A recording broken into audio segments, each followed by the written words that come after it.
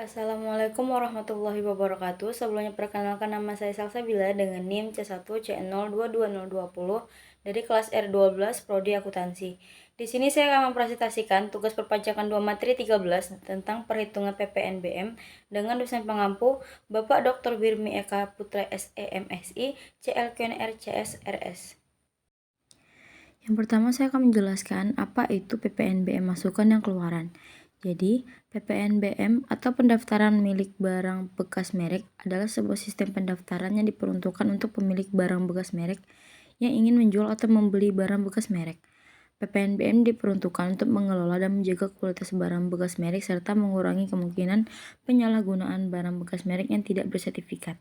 Dalam hal ini, PPNBM menjadi sebuah sistem pendaftaran yang wajib untuk dilakukan oleh para pemilik barang bekas merek sebelum melakukan transaksi penjualan atau pembelian barang bekas merek. Adapun beberapa perbedaan antara PPNBM masukan dan keluaran. PPNBM atau pendaftaran milik barang bekas merek memiliki dua jenis, yaitu PPNBM masukan dan PPNBM keluaran.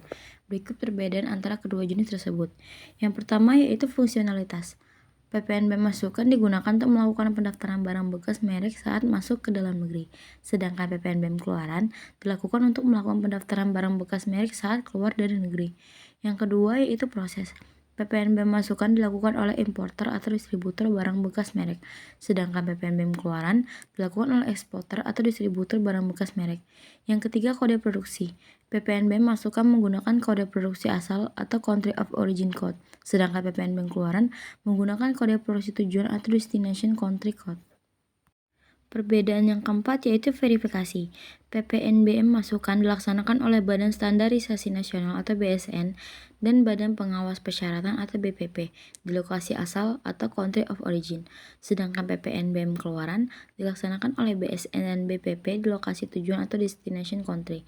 Yang kelima, ketentuan. PPNBM masukan menggunakan syarat-syarat yang berlaku di lokasi asal, sedangkan PPNBM keluaran menggunakan syarat-syarat yang berlaku di lokasi tujuan. Yang terakhir yaitu sistem. PPNBM masukan dan PPNBM keluaran memiliki sistem pendaftaran berbeda-beda, namun memiliki sistem verifikasi yang sama, yaitu dilaksanakan oleh BSN dan BPP.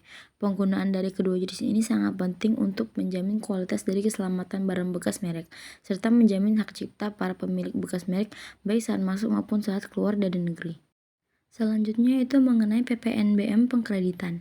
PPNBM atau pajak pertambahan nilai barang dan jasa menggunakan PPN adalah sebuah pajak yang menggantikan PPN atau pajak pertambahan nilai dan dikenakan secara langsung pada barang dan jasa yang diterima oleh perusahaan dari pemasok dalam negeri.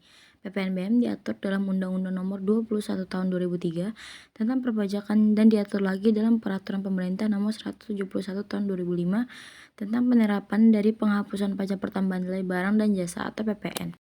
Di sini saya akan memberikan satu contoh kasus untuk PPNBM pengkreditan. Perusahaan X membeli barang dari pemasok dalam negeri untuk keperluan produksi.